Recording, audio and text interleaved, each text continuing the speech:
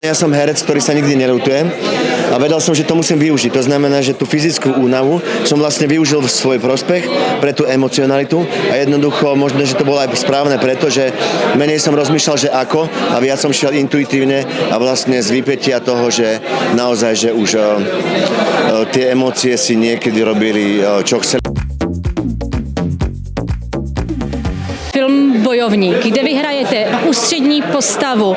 Co vás na té roli zaujalo? Proč jste řekl ano? Pretože častokrát konám intuitívne.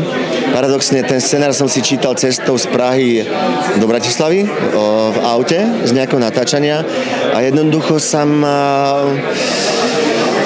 ma to nejak vnútorne dotklo asi v 3 momentoch, že som bol odhodlaný a presvedčený, že to chcem hrať.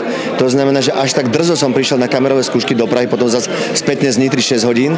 Povedal som, že mám málo času, ale že bol som v úzkom výbere vedľa mojich veľmi hviezdnych kolegov československých a povedal som, že ja si myslím, že by som to mal hrať.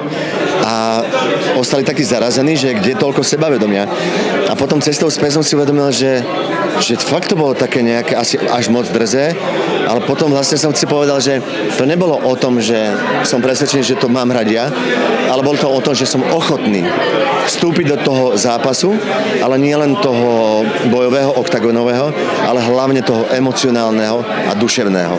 A vlastne ten zápas bol možno, že a tá predstava toho bolo o mnoho náročnejšia, ako reálne bola, ale venoval som sa tomu filmu, točil som to cca rok, nevenoval som sa nič inému, teda okrem divadla a dal som do toho, čo som mohol. Příprava trvala rok, ale jak moc trvalo třeba naučit se, natrénovat, abyste byl ten správný bojovník v tom ringu? Neviem, takže najskôr som sa sústredil a rozmýšľal som nad tým, ale potom, keď som už fyzicky nevládal, tak už jednoducho ma posúvali a bolo mi to častokrát úplne jedno. Ale dôležité bolo, niektoré veci boli, že improvizované, niektoré boli tréningové, naučené veci z gymu, kde chodievam, klasické boxerské techniky s rôznymi náradiami, respektíve vrecami, to mi bolo blízke, ale potom hlavný zápas sme skúšali a bol pripravený dramaturgicky, pretože má svoj vývoj, Postojár versus Zemár, ako sa hovorí, a ten zápas sme skúšali 5 dní, samozrejme, že príprava bola Jacek mi hovorí, že nejak sa vyše roka pripravoval. Vlastne ide o to, že vy sa nepripravujete na to, ale vy musíte byť otúžení na to, aby sa vám nestalo nejaké zranenie. To znamená, musíte byť fyzicky odolní. Že to sa nedá len tak naučiť choreografia a jednoducho je to komplikovanejšie. Ale konkrétny zápas sa skúšal záverečný 5 dní a natáčal sa 5 dní. Ale ten zápas životný, ten emocionálny a rodinný, na to sa nedá pripraviť. To bojujeme každý z nás. Každý z nás predvádzame každý deň zápas.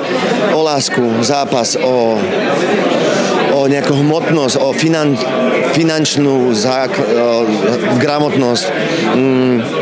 Jednoducho, každý bojujeme. A to by som musel odkázať, že keď sa ma pýtajú, že prečo si zobral úlohu bojovníka, tak ja sa opýtam každého diváka, že vy každý ste zobrali úlohu bojovníka, pretože každý deň bojujete. Slyšeli jsme, že natáčení bylo opravdu drsné a přes všechny přípravy, přes všechny tréninky bylo i spousta zranění. Překvapilo vás to třeba a šel byste do toho i tak? Hej, šiel by som do toho, ale ako keby nechcelo by sa mi niektoré veci už opakovať, pretože viem, že už sú zaznamenané a bolo by mi ľúto, že keby som sa musel do nich vraciať, pretože naozaj niektoré neboli príjemné, hlavne ako keby tie emocionálne, respektíve vracať sa do príbehu tej tragédie toho človeka, čo urobil, akú chybu musel naprávať a tak ďalej. A herecké obsazení, s kým jste strávil na place nejvíc času? S geniálnymi kolegami.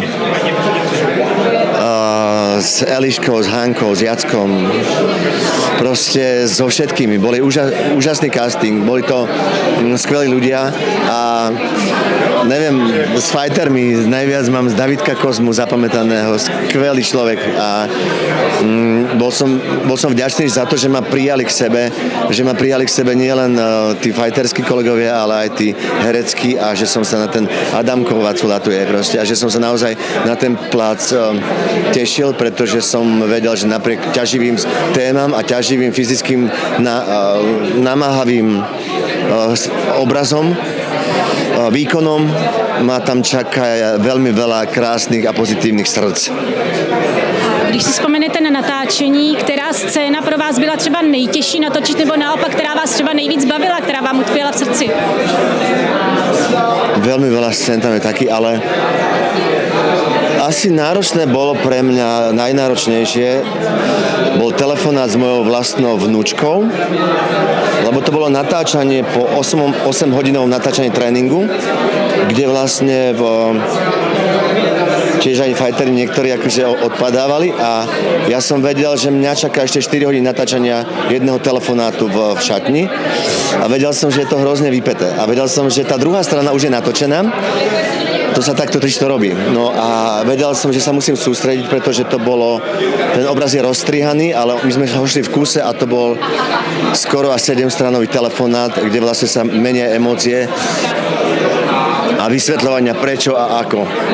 Ja som herec, ktorý sa nikdy neľutuje a vedel som, že to musím využiť. To znamená, že tú fyzickú únavu som vlastne využil v svoj prospech pre tú emocionalitu a jednoducho možno, že to bolo aj správne, pretože menej som rozmýšľal, že ako a viac som šiel intuitívne a vlastne z vypätia toho, že naozaj, že už tie emócie si niekedy robili, čo chceli, respektíve boli správne nasmerované.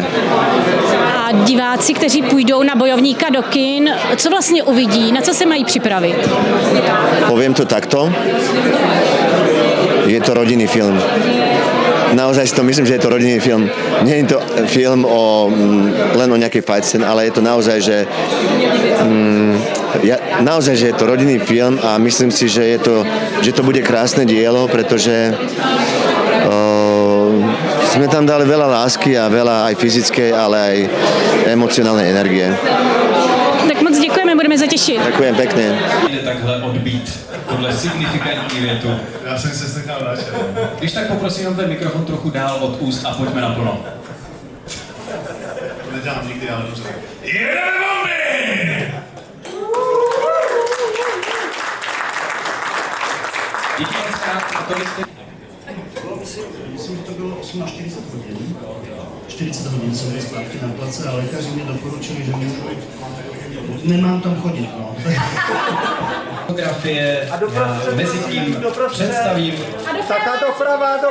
od vaší pravé ruky Martin Finger, David Kozma, Adama Vacula, Hanna Wagnerová, Jan Jackuliak, Emma Businská, Zmio Banko a Milan Ondrík. Krásné dobré odpoledne i vám.